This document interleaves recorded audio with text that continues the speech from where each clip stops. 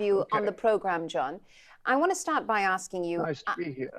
I know that you're particularly interested in talking about cancel culture. I think it's fair to say. I understand, in fact, you're making a documentary about it. What is it about cancel culture that interests you? Well, it's a relatively new phenomenon, and of course, it affects comedians because a lot of us do jokes that the cancel culture people, the woke people, don't think are right or don't think are correct.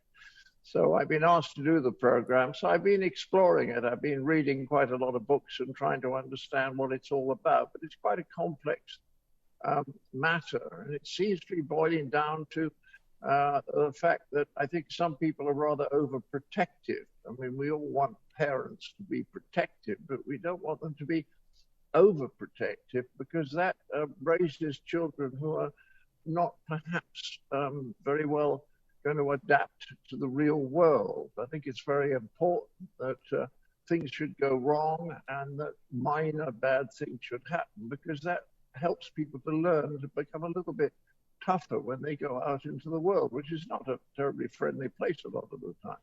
And if we overprotect them, then I think that doesn't work very well. But John, some would say that what you're suggesting Why do you is say that but? it's an old. Why do you say but? Why do you say but? Oh, it was just a Wouldn't you turn of like to phrase. just explore what I'm saying? Yes, Yeah. that's But precisely what I'm. let's try the That's but. precisely what I'm about to do. If you would give me the opportunity to do that, I want to ask you. There are people out there who, having heard your views, would consider them to be old-fashioned and not taking into consideration the feelings of people who have been hurt by some of these comments. And I want to give you the example, for instance, in Britain, where racist behavior, for instance, was couched as a bit of banter. Is that acceptable in your view as a joke? I think it's a very poor question. I'd like you to answer it. Well, it's hard because it's so scattered and it has so many different ideas in it, and I don't know which place to start with to answer it. What I've said is the important thing is that people are protected to the right degree, not overprotected and not underprotected. So the question becomes, what is the right degree? Now, the practitioners of cognitive behavioral therapy, which is a very successful therapy, which is used a lot to treat depression and anxiety in young people, say that the woke ideas are pretty much the opposite of what they use to make people less depressed and anxious. Now, it doesn't matter whether that's old-fashioned or new-fashioned or even from the early 12th century. That is a very interesting idea and needs to be explored without using these emotional terms like people being hurt and all this kind of thing. Let's try to be a little bit more calm about it and use less emotionally loaded words.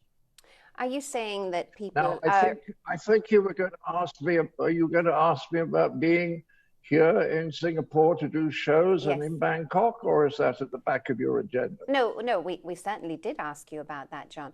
Why have you chosen Asia as a place to do these comedy shows, particularly when we're in the middle of a pandemic? Well, it's very hard to plan at the moment, as you might have noticed. I don't know. You probably realize that sometimes a new variant comes along at very short notice and causes a great deal of disturbance very, very quickly. So these shows were arranged some time ago when there was a good chance that the Delta variant was coming under control. Then the Omicron one came up about 3 weeks ago, which of course changed it all. But our plans have been set way before that. Does that make sense to you? Yes, indeed, it does. Have you had to change your routine at all because of the pandemic or make adjustments to it? No, I haven't started to write it yet because I don't do it for 3 weeks. And I have a great deal of material that I've sort of accumulated over the past 15 years. The first time I started doing this kind of show was 2006. So I'm going to choose the material that I think is right. But I've been asked to base it on a talk that I have, which is about why there is no hope. The main central point of which is the fact that one of the great problems these days is that everyone wants to be right and nobody really wants to listen to other people's opinions. Are you, in that sense, if you could elaborate a little bit more about what that means when you think that people are not listening to each other? Is that your sense of what is happening? Yes, very much so. I mean, the historians used to say about the English that we had a great ability for compromise, and that was why we were quite successful. I don't see much sign of that now. I just see a lot of Greeks on either side absolutely convinced that they're right, without really being interested in trying to look at the facts and the theories that are involved in these kind of decisions. And if you look at America now, and its highly polarized society, you realize that people really aren't listening to each other at all, because the Trump supporters watch Fox News and get one version of the news, and other people watch other channels and get a different version of the news. They both think that the version they're getting is right, which is naive.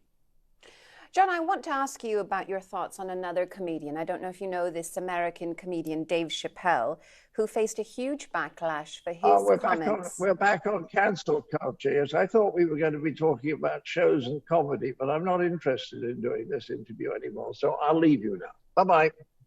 Okay, that's your prerogative.